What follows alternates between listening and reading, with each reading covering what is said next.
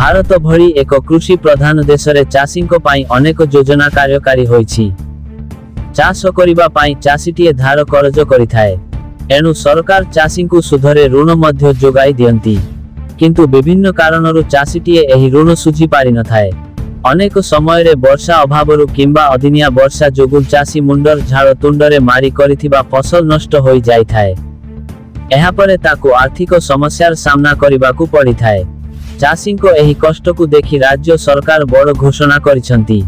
चाषींको पाई ऋण छाड़ घोषणा करिसंती सरकार। एथिपाई केतेक निर्दिष्ट मानदंड रखिसंती सरकार। एही मानदंड विषय रे जानिले सरकारंको एही घोषणार लाभ उठाइबा सहज हेबो। एही घोषणा विषय रे विस्तार भाबरे जानंतु। विशेष भाबरे राज्यर गरीब चाषींकु लाभ देबाकु घोषणा करा जाउछि। एथिपाई एक विशेष तालिका मध्य प्रस्तुत करिवे सरकार। एही तालिकारे आपण जदि आपणको नाम शामिल करिबाकु चाहुछंती तेबे जानि रखंतु एही केतेक जरूरी कथा। एहा पूर्वरु भी एभली घोषणा करिथिले सरकार, तेबे प्रशासनिक स्तर रे किछि समस्या जोगु सठिक ढंगरे एहा कार्यकारी होई पारि नथिला। वर्तमान एही सबु संशोधन परे पुनः एभली घोषणा करिसंती सरकार। घोषणा मुताबक अधिकरु अधिक 1 लाख टंका ऋण छाड़ करिवे सरकार। एथिपाई चाषींको पाखरे 5 एकररु जमी रहिथिबा आवश्यक।